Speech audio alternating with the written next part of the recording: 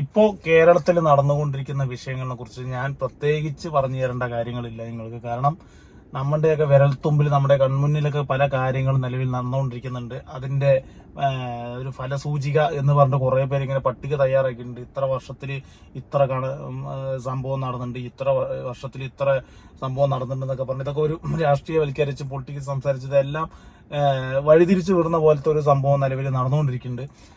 കാരണം കഴിഞ്ഞ ദിവസങ്ങളിൽ ആ വീട്ടുകാരനെ മൊത്തം വെട്ടിക്കൊന്ന യുവാവ്, കൊടും കൊലയാളി ചെന്താമര, പിന്നെ ഈ പറഞ്ഞ ഒരു 10ാം ക്ലാസ്സുകാരനെ കൈയേറ്റം ചെയ്ത് ആ കൊന്ന ഈ പറഞ്ഞ കുട്ടികളുടെ കഥ, അവരുടെ ഫോൺ സംഭാഷണങ്ങൾ, ഇതെല്ലാം നമ്മൾക്ക് എന്താ പറയാ ഭയങ്കര രീതിയിൽ ഞെട്ടലോടെയൊക്കെ കേട്ട ന്യൂസുകളാണ്. ഇപ്പൊ അത് സ്ഥിരമാകുമ്പോ അതല്ലേ ഇതല്ലേ എന്ന് പറയേണ്ട ഒരു മനോഭാവത്തിലൂടെ മാറി അതിലുപരി ഇത് എങ്ങോട്ടാ ഇതെല്ലാം പോകുന്നത് എന്നുള്ളൊരു ചോദ്യചിഹ്നം കൂടിയുണ്ട്. പിന്നെ ഇങ്ങനെയുള്ള ലഹരി മരുന്ന് ഉപയോഗിച്ചുകൊണ്ടിട്ട് നടക്കുന്ന അക്രമങ്ങൾ അല്ലെങ്കിൽ അതിന്റെ ഒരു ഉത്ഭവം എവിടെ നിന്നാണ്, ഇതൊക്കെ എവിടെ നിന്നാണെന്നുള്ളൊരു ചോദ്യചിഹ്നം ഒരു സ്ഥലത്ത് നിൽക്കുമ്പോൾ കുറച്ച് വിഭാഗക്കാർ പറയുന്നു മദ്യവും മയക്കുമരുന്നിന്റെയൊക്കെ ഉപയോഗത്തിൽ വന്ന വർധനവാണ് ഇങ്ങനെയുള്ള കൊലപാതകത്തിലോട്ടൊക്കെ നയിക്കുന്നത് എന്നുള്ളതൊക്കെയാണ് കുറച്ചു പേര് പറയുന്നത്.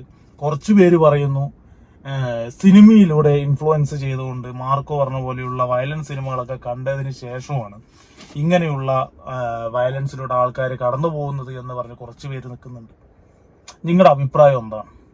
ഒരു സിനിമ കണ്ടതുകൊണ്ട് ഒരാളിനെ കൊല്ലാം എന്ന് തീരുമാനിച്ചു കഴിഞ്ഞാൽ ആ സിനിമയാണോ അവരെ ഇൻഫ്ലുവൻസ് ചെയ്യുന്നത്? അല്ലെങ്കിൽ ഒരു സിനിമ എടുക്കുന്നവരോ ഈ സിനിമ കണ്ടിട്ട് നാളാവും പോയി കൊല്ലട്ടെ എന്ന് പറഞ്ഞൊരു ഐഡിയ ആണ് സിനിമ മുന്നോട്ട് വെക്കുന്നത്? നിങ്ങൾക്ക് തോന്നുന്നുണ്ടോ? എനിക്ക് പേഴ്സണലി തോന്നുന്നില്ല. കാരണം ദൃശ്യം പറഞ്ഞ സിനിമ നിങ്ങൾക്ക് എല്ലാവർക്കും അറിയുന്നതാണ്. ഈ ദൃശ്യം പറഞ്ഞ സിനിമ ഷൂട്ട് ചെയ്ത് റിലീസ് അതിനുശേഷം പലതരത്തിലുള്ള കൊലപാതകങ്ങൾ നടക്കുകയും ഇത് എല്ലാവരും പറഞ്ഞ ദൃശ്യം മോഡൽ. കാരണം മൊബൈൽ ഫോണ് മാറ്റി വേറെ വണ്ടിയിൽ ഇട്ട് കഴിഞ്ഞാൽ അത് ദൃശ്യം മോഡൽ. അങ്ങനെയൊക്കെ കുറെ ഇത് പറഞ്ഞിട്ട് ഇപ്പൊ പറയുന്നത് മാർക്കോ പറഞ്ഞ സിനിമയിലെ അത്രയും കൊടൂര വയലൻസ് കണ്ടതിന് ശേഷം പിള്ളേര് മൊത്തം ഇങ്ങനെയായി, അല്ലെങ്കിൽ RDX എന്ന് പറഞ്ഞ പടം കണ്ടതിന് ശേഷം പിള്ളേര് മൊത്തം ഇങ്ങനെ വയലൻസിലോട്ട് മാറി എന്നുള്ളതാണ് ഇതിന്റെ മറുവശം. ഇതിന്റെ ഒരു ലഹരി, അല്ലെങ്കിൽ ഈ പറഞ്ഞ MDMA അങ്ങനെയുള്ള രാസലഹരി പോലെയുള്ള സാധനങ്ങൾ വലിച്ചും കുത്തിക്കയറ്റി അമ്മ പെങ്ങന്മാരിന് തിരിച്ചറിയാൻ പറ്റാത്ത ലെവലിൽ വരെ ഇവന്മാർ ഈ ഡ്രഗ് അടിച്ചിട്ട് ഈ കിടന്ന് കാണിച്ചു കൂട്ടുന്നതിന് ഈ ലഹരി ഉപയോഗിക്കുന്നത് കൊണ്ടാണ് ഇങ്ങനെയൊന്ന് ചെയ്യുന്നത് എന്നുള്ള ഒരു സംസാരമില്ല. സിനിമ കണ്ടുകൊണ്ടാണെന്നാണ് ഇവർ പറയുന്നത്. ഇവർ ഈ സാധനം അടിച്ചിട്ട് സിനിമ കാണുമ്പോൾ ഇത് എന്താ കാണുന്ന വരെ ഇവർക്ക് ഓർമ്മയുണ്ടോന്ന് പോലും അറിയില്ല. സ്വന്തം പെങ്ങള് അനുജൻ അല്ലെങ്കിൽ ഏട്ടൻ ഇതേപോലെ ലഹരി ഉപയോഗിക്കുന്നത് കണ്ടത് ചോദ്യം ചെയ്തതിന് ആ പെങ്ങളെ തലക്കടിച്ച് കൊന്ന സിറ്റുവേഷൻ വരെ ഉണ്ടായിട്ടുണ്ട് കുറച്ച് ദിവസം മുൻപ്. ഇവർക്ക് എന്താണെന്ന് വെച്ച് കഴിഞ്ഞാൽ എന്തും ചെയ്യാം, നല്ല കുറച്ച് പൈസയും അതിനനുസരിച്ച് വക്കീലും ഉണ്ടെന്നുണ്ടെങ്കിൽ ഇവിടെ എന്തും ചെയ്യാം. നമ്മുടെ നിയമവ്യവസ്ഥ അത്രയേ ഉള്ളൂ എന്നുള്ള ഒരു തോന്നലാണ് ഇപ്പോഴത്തെ വളർന്നു വരുന്ന പിള്ളേർക്ക്. കാരണം നിങ്ങൾ കഴിഞ്ഞ ദിവസം ഈ പറഞ്ഞ പോലെ ഒരു ട്യൂഷൻ സെന്ററിൽ ഉണ്ടായ കുറച്ച് പ്രശ്നങ്ങളുടെ മുഖാന്തരത്തില് ഇവര് നെഞ്ചക്കെടുത്ത് യൂട്യൂബിലൊക്കെ കണ്ട് നെഞ്ചക്കെടുത്തിട്ട് വീഴ്ചിട്ട് പ്രാക്ടീസ് ചെയ്തിട്ട് പോയിട്ട് അടി വാങ്ങിപ്പോ ആ പയ്യൻ മരിച്ച സിറ്റുവേഷൻ വരെ ഉണ്ടായിട്ടുണ്ട്. 9ാം ക്ലാസ്സുകാരനാണ്. നമ്മളൊക്കെ 9ാം ക്ലാസ്സിൽ കണ്ടം കളിയാണെന്നേ. അന്ന് നമ്മളെ തല്ലുന്നത് നമ്മുടെ അമ്മയാണ്. കാരണം കറക്റ്റ് സമയത്തിന് വീട്ടിൽ പോകാത്തതുകൊണ്ട്. ഇന്ന് അതേ സമയത്ത് ആ അമ്മ എന്തെങ്കിലും ചോദ്യം ചെയ്ത് അമ്മനെ തലയടിച്ച് പൊളിക്കേണ്ട സിറ്റുവേഷൻ വരെ ആയിട്ടുണ്ട്.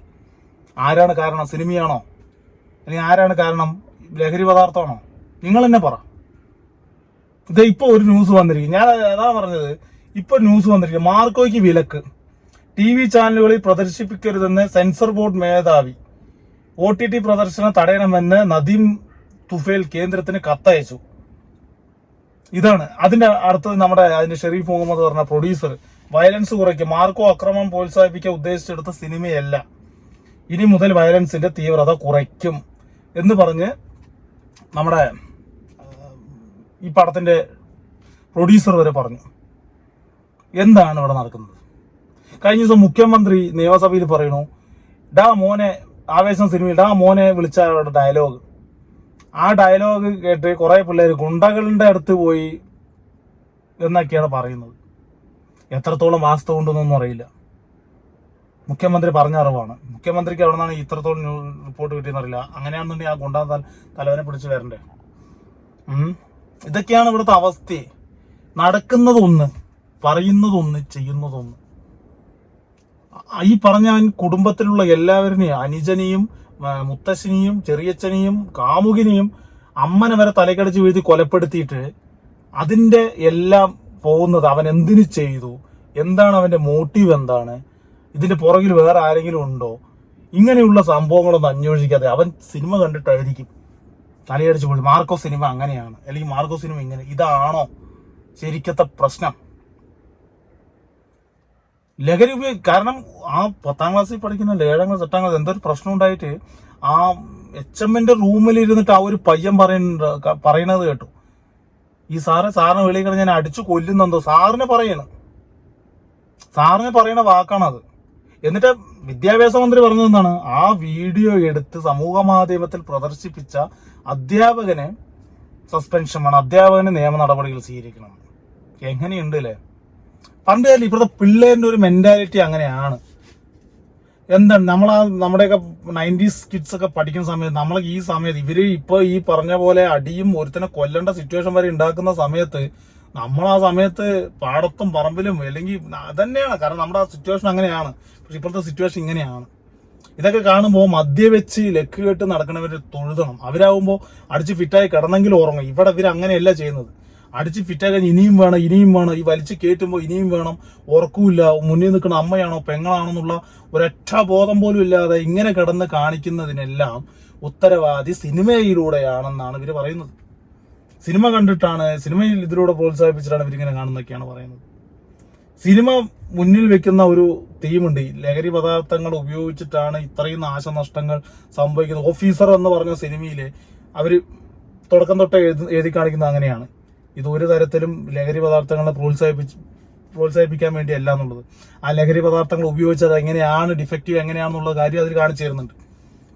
ഇതെങ്ങനെയാണ് ഒരാളിനെ ഇൻഫ്ലുവൻസ് ചെയ്യുക എന്നത് നമുക്ക് ചെയ്തു നോക്കാം എന്ന് പറഞ്ഞിട്ട് അത് സിനിമ ഇറങ്ങിയാലും അങ്ങനെയുള്ള സിനിമ ഇറങ്ങിയില്ലെങ്കിലും ഇവിടെയുള്ള ഇങ്ങനെയുള്ള കുറെ ഈ ലഹരി പദാർത്ഥങ്ങളുടെ ഒഴുക്ക് നിയന്ത്രിച്ചാലേ ഇവിടെ എന്തെങ്കിലുമൊക്കെ നടത്താൻ പറ്റും. അല്ലാതെ ഒരു സിനിമയിലെ വയലൻസോ ഒരു സിനിമയിലെ ലഹരി പദാർത്ഥത്തിന്റെ ഉപയോഗങ്ങളോ കുറച്ചത് കൊണ്ട് ഈ സമൂഹത്തിൽ ഒന്നും സംഭവിക്കാൻ പോകുന്നില്ല.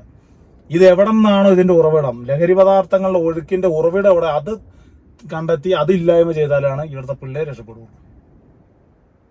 അതേ പറയാനുള്ളൂ. കാരണം ഇപ്പം മറ്റേ ധ്യാൻ ശ്രീനിവാസിന്റെ കഴിഞ്ഞ ദിവസത്തെ ഇന്റർവ്യൂ പറഞ്ഞു. കാരണം പുള്ളിന്റെ ജീവിതം വരെ നശിപ്പിച്ചത് എന്താണ് അതിനുള്ള കാരണം എന്നുള്ളതെല്ലാം പറഞ്ഞിട്ടുണ്ടായിരുന്നു.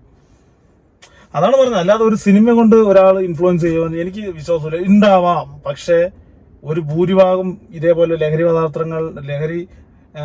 പദാർത്ഥങ്ങളുടെ ഒരു അമിത ഉപയോഗം തന്നെയാണ് ഇവരിനെയൊക്കെ ഇങ്ങനെയൊക്കെ ചെയ്യിപ്പിക്കുന്നത് തന്നെയാണ് എൻ്റെ ഒരു അഭിപ്രായം. അല്ലാതെ ഒരു സിനിമ നിർത്തിയത് കൊണ്ടോ ടിവിയിൽ പ്രദർശിപ്പിക്കാതിരിക്കണ്ടോ അതിലൊന്നും ഒരു കാര്യമില്ല. എന്താണ് OTT കിട്ടില്ലേ, ടെലിഗ്രാമിൽ വരില്ലേ? അതാണ് പറഞ്ഞത്. ഇത് കിട്ടാൻ സുലഭമാണ്. അതുകൊണ്ട് തന്നെ ഇതേപോലെയുള്ള ലഹരി പദാർത്ഥങ്ങളുടെ ഒഴുക്ക് അതെല്ലാം എല്ലാ തരത്തിലുള്ള ലഹരി പദാർത്ഥങ്ങളുടെയും ഉപയോഗം ഒഴുക്കും ഇതെല്ലാം കർശനമായിട്ടുള്ള ഒരു ചെക്കിങ്ങും കാര്യങ്ങളും എല്ലാം ഇവിടെ നിലവിൽ കൊണ്ടുവന്നാലാണ്. കാരണം പിടിക്കപ്പെടുന്നത് എല്ലാം ചെറിയ പിള്ളേരാണ്. 30 വയസ്സിന് താഴെയുള്ളവരാണ് എല്ലാവരും പിടിക്കപ്പെട്ടുകൊണ്ടിരിക്കുന്നത്. വെച്ചുകൊണ്ടിരിക്കുന്നത് മൊത്തം 10ാം ക്ലാസ് +1 +2 ടീമുകളും. അതൊക്കെ കുറെ അംഗം കേസ്. നമുക്കൊക്കെ എലഞ്ചിപ്പൊടിയും എലഞ്ചിപ്പഴം ഗ്യാസ് മുട്ടായി ഇതൊക്കെയാണ് നമുക്ക് കിട്ടിയിരിക്കുന്നത്. ആ സമയത്തൊക്കെ കയറി വന്ന പാൻപരാഗ്, അതൊക്കെ വലിയ ആൾക്കാരൊക്കെ കഴിക്കണം പാൻപരാഗ് എന്നൊക്കെ പറഞ്ഞിട്ട് ഉള്ളത് ആ സമയം ഞങ്ങൾ പഠിക്കുന്ന സമയത്ത്. ഇപ്പൊ അതല്ല. ഇപ്പോ MDMൽ കുറയാത്തൊരു സാധനം നിലവിൽ കിട്ടില്ല ഇപ്പോൾ സ്കൂൾ പരിസരത്ത്. സുപരിചി എന്താ പറയുക, സുലഭമായിട്ട് കിട്ടുന്നൊക്കെ പറഞ്ഞ കുറച്ച് ഇന്റർവ്യൂ കുറച്ച് പേരുണ്ടെന്ന് കണ്ടു. ഇതെന്നൊക്കെ പുറത്തു വന്നവരുണ്ട്. അതാണ് പറഞ്ഞത്. ഇതിന്റെ ഒഴുക്ക് നിയന്ത്രിക്കുക, തടുക്കുക. അപ്പോൾ ബാക്കിയുള്ളതൊക്കെ നോർമലായിട്ട് വരും.